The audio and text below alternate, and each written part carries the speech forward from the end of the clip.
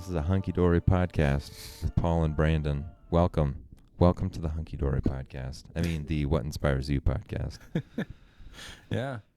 All right. I hope this movie inspired you, dude. This movie does inspire me. That's right. We are talking about Titan A.E., which I think is kind of a hidden gem. And it's a movie from my childhood. I've watched it since I was a small human. And I love sharing it with people. To me, it always feels special. And there's a lot of little details and things I like about it. But I think you were watching it for the first time. Am I correct? I did, yeah. Okay. First impressions. Oh, they're not good. Brandon knows me too well. Brace yourself. I was confused. You were confused. Yeah. I don't get it. Okay. I don't know. I'm gonna have to dig deep for some inspiration on this one. Okay, no worries. But maybe you can enlighten me. Okay. To the inspiration. Well, let me start off by giving a little movie context. And for that, we have to talk about Walt Disney. Perfect. So, when Walt Disney died, okay, he left a creative vacuum in the Disney movie-making business. The empire, some might say. The empire of the Disney filmmaking world was lacking. Okay.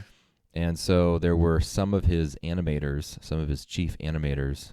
Among them was the gentleman Don Bluth, who created a bunch of different movies. But a bunch of animators basically said, well, now that Disney's gone, we feel like the quality, the like artistic value of the Disney company has kind of died off with him.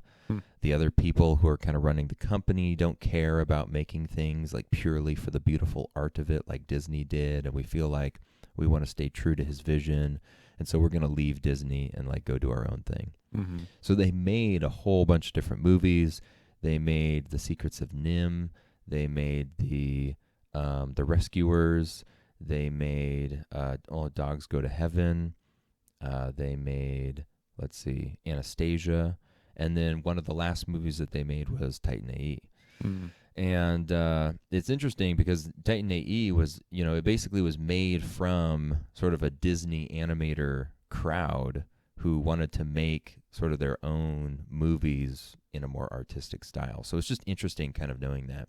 And later on, they eventually, I think, merged back with Disney, and Disney bought the rights to a lot of their different films and whatnot. The board reclaims its own. Yeah, I know. Well, eventually Disney kind of caught up with them because for a while, Wasn't like Lilo and Stitch coming out around that time and stuff? Like, I thought Disney was still making good movies. Disney started making good movies again because let's see, Walt Disney, I think Walt Disney passed away in like the 60s, I want to say. And then this group of animators sort of branched off sometime in the 70s, I think, and started making some of their first films. So it was kind of like I want to say 70s, 80s, and then I think in the 90s is when they joined back with Disney again, or they kind of retired or sort of slowed down, and then their whole like movement of sort of the like sub or like parallel to Disney movies kind of ended. I see. But when they sort of ended at around this era of Titan A.E., Disney did come out with some good movies at that point.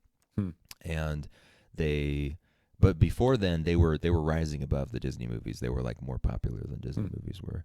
So is this movie part of Disney then? Because it came out in like 2000. No. This is a Don Bluth film. It should be, I believe. And so, as far as I know, I don't think that this has any connection with Disney. At least when it was made, I don't know if Disney like acquired the rights to it afterwards. I don't think that they do right now. Probably not. Yeah, I think it's still like independent from Disney. So anyway, it's just interesting knowing some of that history to it and some of that background. Why do I like this film? Well, I think there's a few fascinating things about it. One, it's an apocalyptic film, right? It's the world has ended, and in the first 30 seconds. In the first 30 seconds, the world just ends.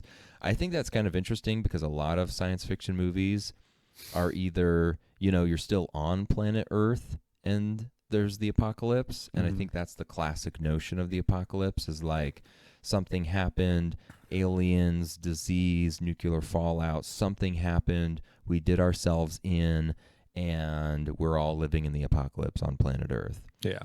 Or a lot of movies are kind of like the lead up to the apocalypse and people are trying to prevent it or something like that, Sure. So I think this movie is interesting in that it just starts out and it's like the apocalypse. And the humans didn't even do it to themselves. Aliens basically became afraid of how powerful humans were becoming, and they just like took them out, you know? And a lot of times in movies, aliens are portrayed as being super powerful and way advanced, and like they're not really afraid of humans because they're so far advanced from humans or whatever it is. And I think it's interesting in this movie that it's like aliens are basically watching humanity and realizing that humanity is becoming super powerful, and they're like, we need to get rid of humanity preemptively so that they don't like become the ultimate power of the universe, and they just like blow up our planet, you know? Yeah.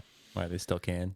Well, they still can, right? And what was the weapon, or you know, what was the thing that was making humans so powerful? It was this creation of the Titan, the Titan project, that could basically make a planet. So it was like humans had created the power of creating a planet and basically taking DNA samples of all species on Earth, then just recreating a whole new Earth again. And that was like so insanely powerful. I think from a Christian perspective, I really like that because it recognizes that creation is like one of the most powerful things that you can do. And I've always really liked that. You know, it's not like they created some super weapon Death Star. It's not like they created some like we're going to blow up your planet kind of thing. It was like we can make life and like make the world, and that makes us like the most powerful feared species, that like other people are so scared of us that we can do that, you know? And so I always thought that that was really, really interesting to think of. You know? Yeah.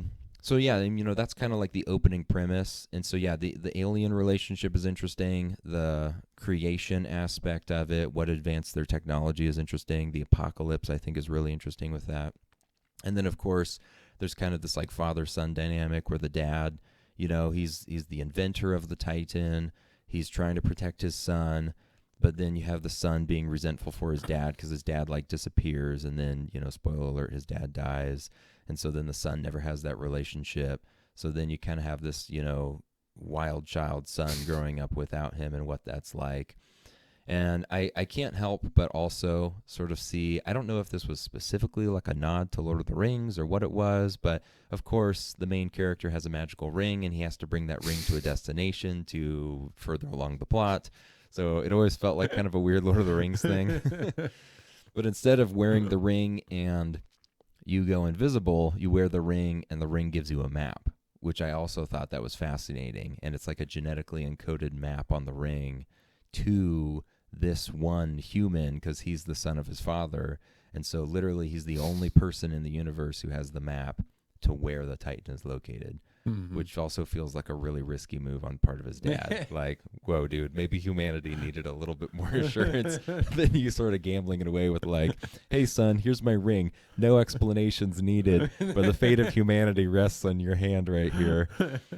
It's like maybe you should have told some people, or, you know, I mean, I mean, parental guardian or something. Yeah, it's like, I guess I mean, he did have the one alien, but, and I mean, the one other dude just kind of seemed like the alien ditched him at the first chance he got. Yeah, I know. As soon as he had an opportunity to leave, the alien was just like, "Go on, man. I'll read about you, Kale." It's like, yeah, there wasn't really an emotional bond there between them. Yeah. Like, Yeah, I was like, okay, see you later. Bye. I know I've only known you for like 15 years or grown up with you. It's like, peace. Yeah, it's interesting. Yeah. How did they turn the ring on again? Didn't they like... The one guy, what was his name? What was the villain's name? Crusoe, I think. He like tapped some buttons on the inside of the ring. There was like a passcode inside the inner part of the ring, and he like activated the passcode, and it turned on the ring so that when he wore it, a map showed up on his hand. Yeah, how was the kid ever gonna figure that out? Yeah, I know, right? So it's like this other dude was the only, like, how many people knew what that passcode was, you know? So yeah, you know, plot holes. Yeah. Don't think about it too hard. Yeah. that was my theme of the movie. Yeah. Yeah. But yeah, interesting. So yeah, I love I think it's just has an original idea in the way that they did the apocalypse, the state of humanity. Humanity is basically like sort of these drifter bums, right, in the world. I just don't feel like there's a lot of space movies like that. You know, like in Star Wars, humans are like the race of the universe, and all the aliens are sort of these secondary class, people on in the universe. Hmm. A lot of space movies, humans are kind of like a prominent species, or I don't know. It's sort of an interesting dynamic with It's humans. more human centric. It's more human centric. I think this is an interesting one where the humans are the refugees. They're the outcasts. They're the like dying breed of the alien world. And it's almost, even the one Guardian kind of makes a comment of like, if you read your history books, like you're going to be, you need to read like the history of humanity because it's all kind of getting forgotten. And there's sort of this nostalgia with like what life was like on Earth. And it's sort of this like pre-Earth, post-era or post-Earth sort of like milestone of history where there's like, oh, the old timers like remember what it was like to like touch grass and live on Earth, and so there's just, I don't know, I kind of like that aspect of the storytelling. I think it's interesting. And then I think that one of the most interesting aspects of the story is actually the villains, because the villains are pure energy. Oh, like the main villains? Yeah, that's right. Because there is the villain of Crusoe. So he's kind of, he betrays, but then kind of comes back at the end. Those weird little bat sidekick thing. Yeah, that's right. Yeah, he's like a weird bat alien dude. Yeah, I know. He's really weird. Fetish. He's got like weird fetishes. And yeah, there are some funny alien characters like, oh, dang it. Gru, isn't it? Or Goon. Goon, that's right, Goon. Yeah, Mhm. there's Goon. He's such a funny character. Yeah. Like licking the hand and is like, spaghetti meatballs and tongue droppings. Who ate it before you did? And like, yeah. Yeah. And then, I'm just gonna take a little nap. And he comes back and like just blows everyone up with the ship. It's like, what? This movie's making me feel like I'm on drugs. Yeah, it's a little bit of a weird movie. Yeah, I know. It's funny. But what about the enemies being pure energy? I think it's a really interesting concept that the enemies are pure energy. I think it's really fascinating. And if I wanted to get, again, more spiritual about it, I would say you kind of have these enemies that are purely spiritual beings, and their main objective is to stop humanity from essentially restarting the creation process. And I always think that's really interesting. It just seems, they're I mean, when you think of energy, like in the story, they use the villains literally as energy for the ship. Like it's actually like consumable, combustible, like oil gas kind of energy, And it's sort of weird to personify energy like that. And I think that they're almost personified more as like electricity, perhaps. Some kind of like structured like electricity that has consciousness, basically. That's essentially what they are, which is really weird. And actually, I had a character like that in my old RPG game that I made. Oh, did you? Yeah, like they were called Lothari. Oh, interesting. Yeah. I just think it's interesting because it's like our whole world basically lives on electricity and energy systems and gas and stuff like that. And then to take energy and to turn it into a villain, I mean, there's a lot of messages you can put behind that. You could say, are they representing the advancement of human power and technology and society? And so they're like the evil thing. And we need to go back to like a state of early creation or something like that. Is it saying that, energy could be used for good, like creating the world, but instead oftentimes people use it for evil? There's just a lot of messages I think you could try to pull from that, but I think it's really interesting that that's who they are. Yeah. Do you think the creators were intentional about all these things, or do you think they were more like just did what they thought was cool? I don't then, know. Like the symbolism followed. Yeah, I don't know. It's hard to say, because I mean, if you look into some of the other Don Bluth movies, I think that they do follow a lot of the Disney model. They don't have singing and as much dancing and things like that. Well, a lot of music. Anastasia does have a lot of singing. See, this movie was like pure 2000s. Like yeah. There's a lot of nostalgic, like old, like oldie music. Yeah, rock music, like from the kind of music. from the Yeah. 2000s. You know, that's kind of like a little bit edgy, a little bit like rap Mhm. rock type stuff. Yeah, you know? they did have a lot of that music Like- in there. Yeah. Yeah, you're right. Yeah. Some good songs. Some songs I liked actually. Yeah. Nice. Yeah. I don't know if they were trying to put all of that symbolism in there. I don't know. It could Yeah. just be because I've watched it so many times. I've like overanalyzed it enough in my head that I enjoy all of that. Mm-hmm. They may not have been thinking of it that deep. I don't know. Yeah. I don't know if I that. mean, I like the idea of using like an enemy's weapon against them, you know, kind of thing. Although I wasn't sure why it destroyed the ship, but like the enemy ship after they like, it did like the whole reverse beam thing and then destroyed their ship. And I was like, Yeah, I don't know if it was trying to destroy their ship or if it was almost like sucking the ship in, like it was a vacuum, almost like sucking it in. or that's what I was something. hoping it would be, Yeah. but it ended up being like, it looked like it was destroyed. Yeah. And so, Yeah, it's Yeah, I like I couldn't- don't. Yeah, I don't know. Yeah, it is kind of a weird thing in terms of destroying versus using their energy, or I don't know exactly. Yeah, it is a little bit hard to interpret that particular scene. yeah. Yeah, Yeah. The movie felt very fast and loose, which is, fast and loose. Yeah, which is fine. Like, I don't know. I guess the one thing that inspired me is that people are willing to take risks and try. there are things. people who are taking risks in that movie, Well, not only from the creative side. animators, the creative side, but yeah, then characters are taking risks Yeah. and things too. Yeah.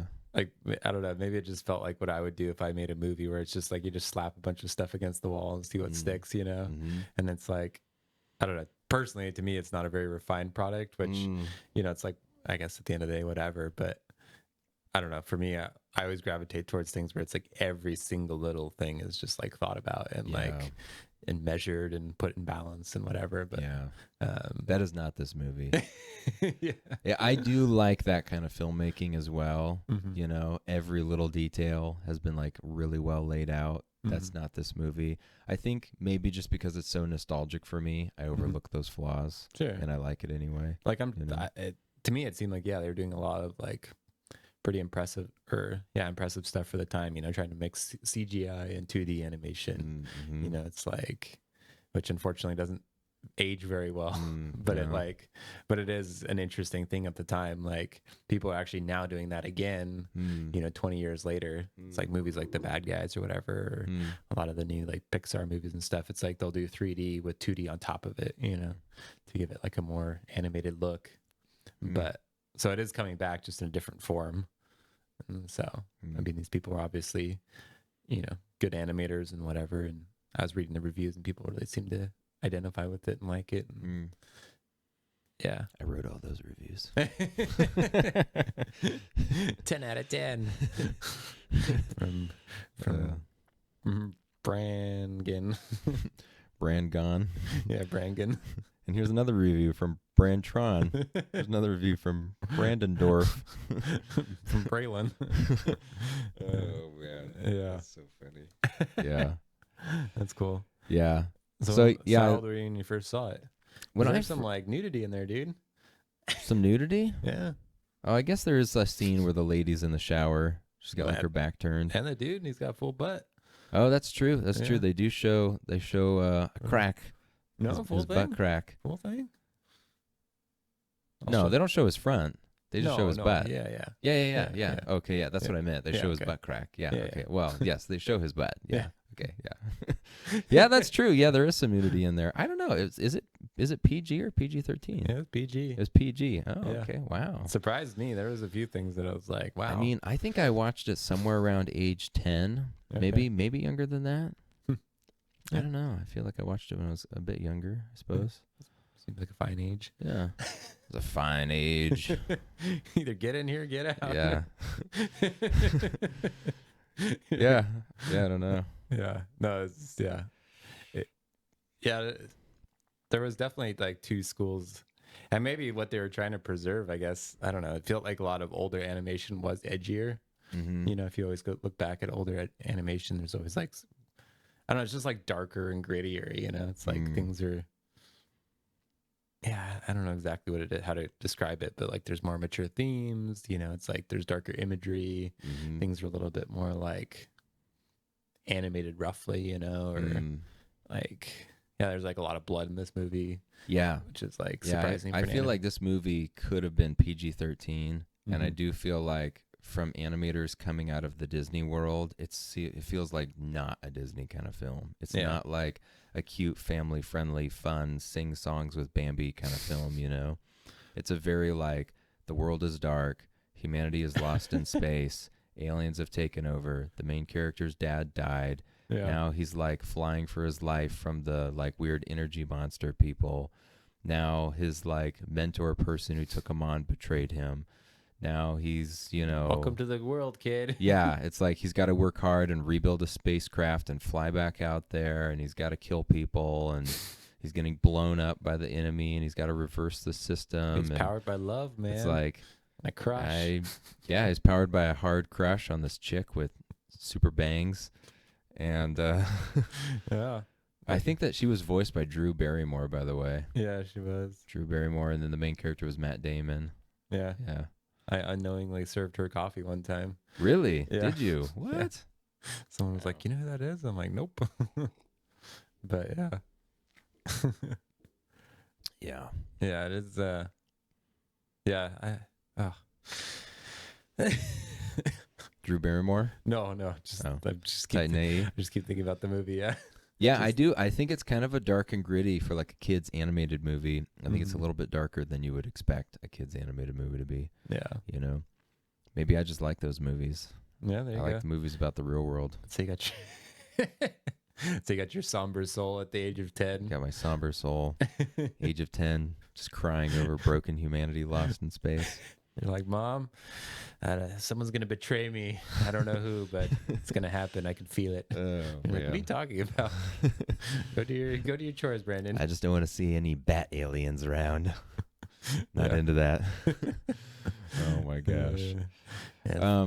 Yeah. I think that I really liked seeing, again, just the different aspects of the world building, you know, the aliens, the idea of humans having advanced technology with this creation Titan spaceship. But I think I also kind of liked seeing the scenes where they're on the drifter colony people. Mm. I mean, one, I thought the drifter colony spaceship was super interesting. It was just basically this weird mash of like space parts that had been like put together in no organized fashion. Yeah. You know, it felt like a spaceship slum.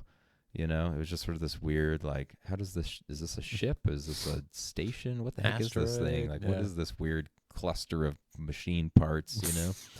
And then you go there and it's, I mean, it's like people who are basically like poor and dying. And Mm-hmm. I don't know. It's like, how are they getting food? Do they have jobs? What do they do in the world? Like, they're just refugees. Did the writers think about that? Did they think about that? Maybe not. But it's just interesting how basically you're trying to think of the idea that like what would it be like to be a refugee in like a space station in space? Probably miserable. Probably miserable. Like that sucks. Yeah. You're just stuck in like a bucket all day. And one soccer ball between 100 people. Yeah, right. I don't know. It's just interesting to kind of think of that aspect. And so I liked the scenes where they're on that and the girl's wounded and they're helping her and everybody's kind of helping and it's okay. And it's like the first experience that the main character gets with being in sort of like a community of people that care about him, They're also the same race as him. They're also the same race. He's not just hanging out with aliens all the time, I guess species would be the appropriate species. term. Yeah. Yeah, that's right. Yeah. He gets to see what humans are really like. Mm-hmm. I'm sure being treated like chum by all the other aliens. Yeah. Yeah.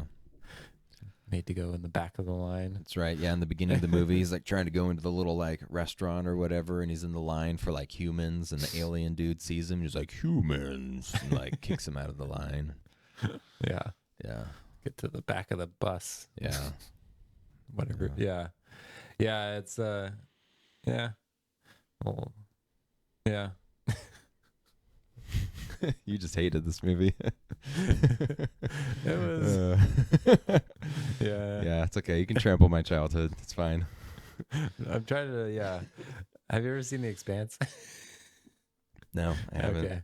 It kind of reminded me of that, like some of the stuff you're talking about, of just like humans being adrift in space. Okay. And it's like there's humans who have never even seen Earth, because it's kind of like this exclusive home planet, that's like, to get there would be expensive or, unattainable for most people. So they like spent their life, on either other planets or in space and stuff. And it's kind of that dystopian, or no, maybe not dystopian, but like kind of depressing look on like spacefaring to some extent. It's like there's not really anything out here. Like, well, most people are just like on space stations or desolate mining moons and stuff. It's like everything's kind of, I feel like all the more reason to celebrate Earth. Yeah. It's like people grandize, like they make these really amazing visions in sci-fi and all these things of like super cool space stations and spaceships, and like we went to another planet and colonized Mars. But it's like at the end of the day, you still wish that you had blue skies with sunshine and grass. It's like that is so cool for like a week. And then you're like, sucks. I can't go outside. Yeah. It's cold. It's, there's radiation burns. There's no plants here. Yeah. It's like this place sucks. I hate this, Right. It's like I wish I was back on the beach. Yeah, that's like all people do here is they go out in nature, And it's like no one wants to live in a subway tunnel, but that's like what you'd be doing on Mars. Yeah, right. It's not any cooler just because it's on Mars. It's only cooler for like a week, and then you're like, I hate living this thing. Yeah. Yeah, I think there's like, I forget what the acclimation period is to like different places, but it's not as long as you'd want it to be. Yeah. So yeah. Yeah, I know it's interesting because I think sometimes people almost get like bored with planet Earth, but if you think on a cosmic perspective of like living, what is it realistically like to live on Earth compared to what would it be like to live on any other planet or any other outer space, anything else? Earth is like super awesome and way better, and all the other situations suck. Yeah. Even if it looked like Earth, but it even didn't have like any of the animals, people would probably like find it boring, or it wouldn't have the weather patterns, or it wouldn't have all these different like little weird things that happen. It's like, there's 1,000 natural phenomenon that go on that people are like, it's like an avalanche. You wouldn't see an avalanche on Mars necessarily, or whatever. But yeah, there's a lot of weird stuff. Yeah. Yeah. So anyway, I like this movie. Yeah. There's a lot of cool things that I really enjoy about it, creatively, story wise, and I appreciate you suffering through it and watching it. Yeah, there's a little bit of Yeah, suffering. it's a little suffering. It's okay. You can admit it. I was gonna try to put a positive spin on it, but it's fine. that's okay. Yeah, that's okay. Well, when you watch this movie, mm-hmm. I'd like it if you left it in the comments to tell me if you are on my side and think it's a great film, or if you're on Paul's side and you think it was suffering. That's what I want. Somewhere in the middle. If it was somewhere in the middle. It's just all right. No, I think you have to pick a side. There's no middle ground here. It's either me or the highway. All right. On that note, thank you very much. Thanks for watching. See ya.